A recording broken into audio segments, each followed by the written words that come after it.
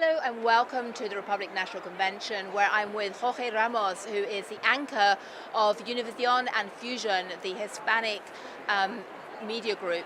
And he's earned a certain amount of controversy recently because he's been challenging Donald Trump for some of the inflammatory comments he's made about the Hispanic voters. I'd like to ask you, what is your impression of the convention so far, viewed from the Hispanic perspective?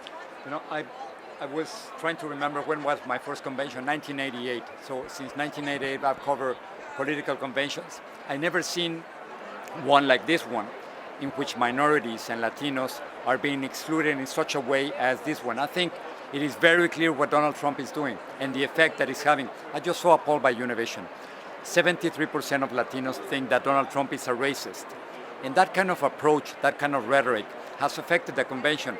I'm not seeing as many Latinos speaking in a convention like this one. And I think it's going to have a huge effect on Trump.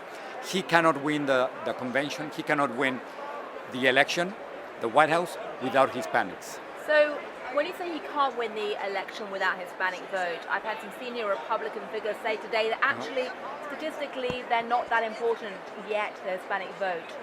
What do you say to that? I think they're wrong. And then we'll see. Obviously, we have two completely different theories.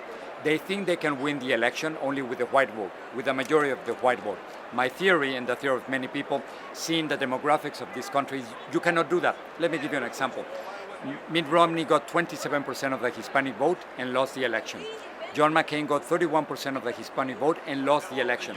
In the last poll that I saw with Univision, Donald Trump doesn't have more than 19% of the Hispanic vote. With that, and that's an optimistic figure. With that, he cannot win. So we'll see. I think the demographics are very telling. 100 years ago, 90% of the population was white. Right now, it's only 62%. In 2044, it's going to be 50%. So in other words, the trending goes against what Donald Trump is trying to do. But what makes you think the Hispanic vote will actually go out and vote? Because registration has not been high historically. Well, it is that 27 million of Latinos are going to be eligible to vote. But let's suppose that only half of them go to vote. We're talking about 13 million or 14 million. Okay, that's more than the 5 million votes that Barack Obama had to win the past election. So in other words, 13 or 14 million Latinos could decide who's going to be the next president of the United States. So, okay, we'll talk on November the 8th.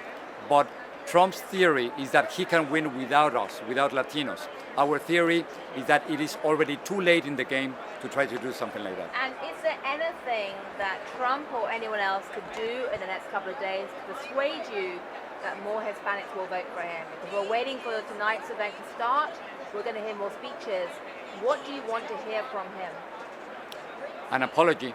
And I don't think he's going to give us an apology. I think it's an apology because he said lies about the Latino community. He said that Mexican immigrants were criminals and rapists. That's false. The vast majority of immigrants are not, and immigrants are less likely to be criminals or to be behind bars. I think he has to give an apology to the Muslim community.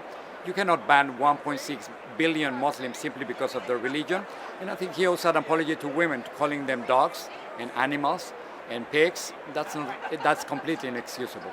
And you've recently said that I think Donald Trump has tried to reach out to you? Or yes. Has he... I don't have it here, but he sent me a letter. Donald Trump sent you a letter? Well, I thought it was a personal letter. Senor Ramos, or? It said personal. It was not a personal letter. It was a letter from the campaign, actually. And then he sent me a bumper sticker, and then another letter requesting money from me. And I'm an independent. I'm not a Republican or a Democrat. So, no, I won't give money to Donald Trump. Not after he ejected me from a press conference. I would never do something like that. Right.